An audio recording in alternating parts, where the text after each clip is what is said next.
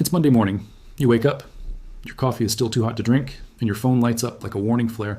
One notification, one phrase that can erase a month or a lifetime. Margin deficit. Not a suggestion, not a polite reminder, a trigger. Because in their world, a deficit isn't a problem you solve. It's a problem they solve for you by force. They don't ask, they take, they sell, they liquidate at the worst possible price while you're still trying to remember what day it is. And here's the part that makes your stomach tighten. You didn't gamble on some penny stock.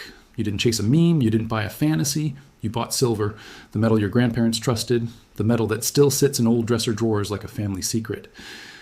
And yet, your account can still be wiped overnight because you weren't holding silver. You were holding paper, a claim, a promise, a casino chip with silver printed on it, and the casino just changed the rules quietly, legally, with a straight face. On January 13th, 2026, the CME changed how margin is set for precious metals like silver. They moved from a fixed dollar-style approach to a percentage of the contract's value. That sounds harmless, like plumbing, like paperwork, like something only accountants care about. But in a market like silver, that paperwork is a guillotine, because when margin becomes a percentage, it grows as price grows. The higher silver goes, the more cash they demand. So the moment silver starts acting like real money again, the system tightens the leash. And today's move proved it. You watch silver jump, then you watch accounts choke, you watch forced selling hit the tape. Not because people changed their minds about silver, because they ran out of oxygen. This isn't about charts. This isn't about acute prediction. This is about control. This is about the Titanic tilting and the gates below deck clicking shut. Most people will keep scrolling. They'll say, that doesn't affect me, because they don't know what margin really is. They don't know how futures work. They don't know how fast the house can pull the lever, but you're still here. So I'm going to show you the mechanism, the hidden blade, the math that turns I own silver into I owe cash. And once you see it, you'll never look at paper metals the same way again.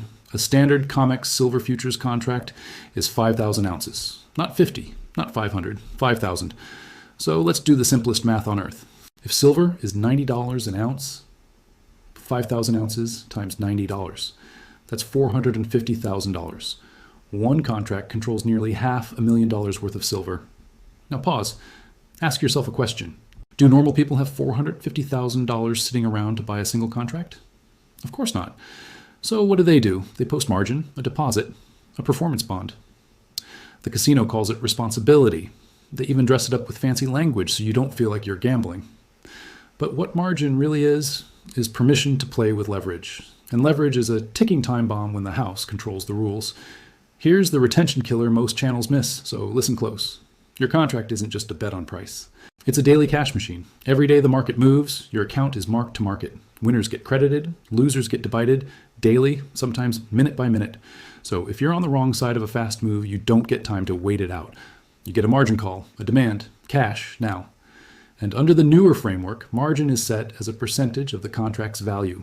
Reporting around this change put silver's margin requirement around 9% under a percentage-based system. 9%. People hear that and shrug. They think, 9%? That's nothing. But 9% of $450,000 is not nothing. It's $40,500 for one contract. Now picture the person this hits the hardest. Not the billionaire, not the hedge fund with a risk desk and a revolving credit line. The retiree, the careful saver. The person who watched their bank account earn nothing for years while groceries doubled. The person who said, I just want exposure to silver. I want protection. So they open an account. They sign the paperwork. They trust the broker's smile. They buy 2 contracts. 2? That's $81,000 of margin at $90 silver. Already a massive chunk of savings for most people. Now the market wakes up. A headline hits. A central bank whispers. A war rumor spreads. A currency flinches. Silver jumps from $90 to $100. $10. That's not insane for silver. Silver is not a sleepy market. Silver is a wild horse. At $100 an ounce, one contract is now $500,000 of notional value. And 9% of $500,000 is $45,000. So the required margin rises automatically. No debate. No grandfather clause. No mercy. Your required collateral just went from $4,500 to $45,000 per contract. If you have 2 contracts, your requirement just jumped by $9,000, and that's just because price went up. Now add the real punch. What if your position isn't perfectly aligned? What if you're short for a hedge? What if you're in spreads? What if you entered at a different level? What if volatility expands and margin rates get adjusted again? Because they can. They do. They have. On December 29th, 2025, silver plunged intraday after the CME raised margin requirements. That isn't folklore. That's the market showing you what happens when the house pulls the lever. Margin hikes force selling. Forced selling creates drops. Drops trigger more margin calls, more selling. It becomes a chain reaction, like dominoes, like a run on the bank, but in your trading account. And in the middle of that chain reaction is you, the person with a retirement account and a fixed income, the person who can't just wire an extra $20,000 because a spreadsheet changed. This is where the sleeping herd loses everything, because they think margin is more money down. No, margin is a kill switch. It's the house saying, we don't like how this game is going, and then changing the rules mid-hand. This isn't a theory, this is math. Now let's talk about the lie that keeps people calm. The safety nets, FDIC, SIPC, government backstops. People hear those letters like a lullaby. They think, if something goes wrong, I'm covered. But FDIC insurance is for bank deposits. It does not cover your trading losses. It does not cover futures exposure. It does not cover a margin call. And SIPC? SIPC protection is built for certain securities accounts, and it does not function like a magic shield for commodity futures contracts. So when the paper structure shakes, when you learn a brutal lesson, you are inside their system, with their rules, with their exits. And those exits get narrow during a panic. Now here's the deeper problem with percentage-based margins. It weaponizes rallies. Think about that. In a normal world, if silver rises, you win. You feel relief. You feel vindicated. But in the paper world, a fast rise can become a liquidity event. A rally can become a weapon against you, because the higher it goes, the more collateral they demand. So the exact moment silver is proving your point is the moment the system tests your cash reserves, not your conviction, your cash. And most people don't have piles of idle cash. Not after inflation, not after medical bills, not after property taxes, not after insurance premiums, not after helping kids and grandkids. So what happens? They get squeezed out, not because they were wrong, because they weren't rich, because they weren't allowed to stay. That is the real game. It's not you versus the market. It's you versus the margin mechanism. And the margin mechanism is controlled by institutions that must protect the clearing system. Now zoom out, because this is bigger than one rule change. The system is moving toward a world where everything is permissioned, tracked, metered, approved. And paper markets are the training ground. They test how quickly they can impose new conditions. They test how fast people comply. They test whether you can be forced to sell without a vote, without a law, without a headline. Silver is one of the last assets that still makes them nervous. Because silver is small enough to squeeze, but important enough to matter. It's money and metal. It's industrial demand and monetary demand. It's a pressure valve. So when pressure builds, what do? They tighten the lid, margin increases, position limits, rule tweaks. Emergency language, always framed as protecting the market. But protecting who? Not the retiree trying to defend purchasing power, not the person who worked 40 years and watched the dollar rot. They protect the institutions, the short side, the plumbing, the banks that cannot stomach true repricing of metal. Now I want you to feel the future in your bones, because if you can visualize it, you can prepare for it. Imagine this. You're 67. You wake up early because your body doesn't let you sleep in anymore. You make oatmeal. You glance at the news. Inflation is cooling, they say. But your grocery receipt says otherwise. Your prescription copay says otherwise. Your property tax bill screams otherwise.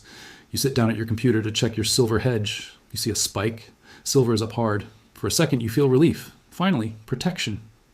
Then your phone buzzes. Margin call. You need to send $18,000 by noon. Noon, not next week. Not when the bank opens after lunch. Noon. You call your broker. You get a script. You hear the same calm voice. It's standard. It's required. It's policy. Policy. Like gravity.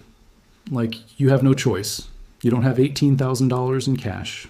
So they liquidate. They sell your position into the chaos, right as silver snaps back higher. And now you don't just miss the move. You get scarred, you get angry, you get afraid, and then you do what every awakened person tries to do after they get burned. You go physical. You want coins, bars, something you can hold, something that doesn't vanish behind a login screen. But the shelves are thin. Back orders, premiums jump, delivery delays. You're standing on the docks watching lifeboats pull away, and the sleeping herd laughs until they're the ones drowning. That is the trap. They don't have to outlaw ownership. They don't have to knock on your door. They just have to make sure you miss the window. They just have to make paper ownership unreliable when you need it most. And notice how they always do it. Quietly. Technically. With a notice. With a methodology update. So no, this is not just a CME story. This is a preview, a dress rehearsal for a world where the system decides what you can hold and for how long and at what cost. Now, some people hear that and say, that's too dark. Good. It should feel dark because the people running this system don't lose sleep over your retirement. They lose sleep over losing control. So what's the exit? Say it with me slowly. Paper silver is not silver. It is a claim, a promise, a chain of counterparties, a hallway full of locked doors. And in a crisis, those doors don't open evenly. Physical metal is different. Physical metal doesn't need a broker's permission. It doesn't need a clearinghouse's comfort.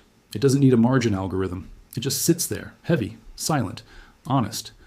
And that's why the awakened buy it, not as an investment first, as survival, as freedom, as a bearer asset, no counterparty, no margin call, no forced liquidation at 9:31 a.m. because volatility spiked.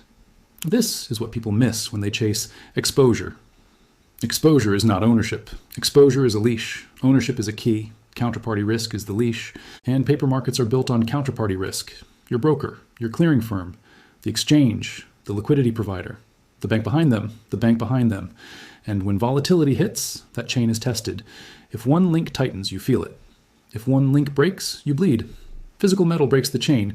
It collapses the structure into something simple. You own it, or you don't. Now picture the financial system like a casino with cameras in every corner. They want you inside, chips in your hand, eyes on the flashing lights. Because chips can be frozen, revalued, restricted, turned off. But physical silver and gold? That's like walking out of the casino with a bag of cash and no receipt. No one can remargin it. No one can rehypothecate it without your knowledge. No one can force sell it because a rule changed. That's why the metaphor matters. Be your own central bank. A central bank doesn't hold promises from the public. It holds reserves, hard assets. Because reserves don't depend on someone else's signature. And retirees understand this in their gut. You're not trying to get rich. You're trying not to get robbed by inflation, by dilution, by rule changes, by a system that moves the goalposts while smiling. Now I'm going to say something that will offend the sleeping herd. Good. The sleeping herd thinks diversification means buying more paper, more ETFs, more funds, more promises. The awakened understand that real diversification includes assets outside the paper system, assets you can hold, assets that can't be deleted by a policy memo. Now, does that mean you throw everything into metal? No, it means you stop confusing paper exposure with protection. Protection is what survives stress. Protection is what survives volatility. Protection is what survives rule changes. And rule changes are accelerating because debt is accelerating, because trust is breaking, because printing is the only tool they have left, and it destroys savings silently. Now, let's connect the dots back to the margin change. When margins are percentage-based, a true repricing of silver becomes harder for regular people to ride. Because the system forces you to pay more to stay in the trade as it rises, that pushes ownership upward into bigger hands, into institutions, into people with credit lines, into the same class that already owns everything. It's upward redistribution disguised as risk management. And the media won't call it that. They'll call it prudent. They'll call it necessary. They'll call it market integrity.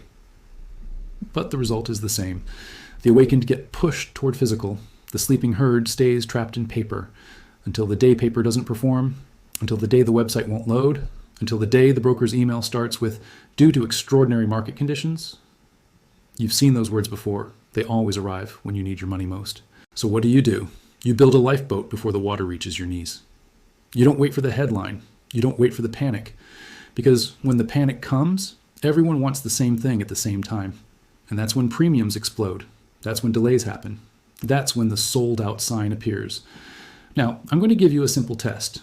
If your silver ownership can be wiped out by an email, you don't own silver. If your silver hedge can be liquidated because you didn't wire cash by noon, you don't own silver. If your metal depends on a counterparty staying calm, you don't own metal. You own permission. And permission can be revoked. That is the insider truth. This is why the awakened talk about physical gold and silver as freedom. Because freedom is not a number on a screen. Freedom is not a promise. Freedom is holding an asset that stands outside the rules of their game. Now, you might be thinking, okay, I get it, but what's the next step? The next step is simple. It's not exciting, it's not flashy, it's disciplined. You reduce counterparty risk. You increase real ownership. You build reserves like a central bank builds reserves. Not because you want to brag, because you want to sleep, because you want your spouse to sleep, because you want to know that if the system twitches, you're not trapped. You have options, you have a door, and you have something the system can't print. Now listen closely, because I'm going to leave you with a thought that should linger. The system doesn't fear your opinion. It doesn't fear your complaint. It fears your exit. It fears the moment you stop playing with chips. It fears the moment you demand something real. So when you see margin rules change, when you see methodology updates, when you see the table limits rise mid-hand, don't argue with the casino, walk out with something heavy in your hand. If you want to survive what's coming, subscribe to Economy Meets History. Not for entertainment, for preparation, for the kind of clarity that keeps you alive financially when the sleeping herd panics. And remember this, when the system says it's protecting the market, it's protecting itself. And the first people it sacrifices are the ones who thought they were safe.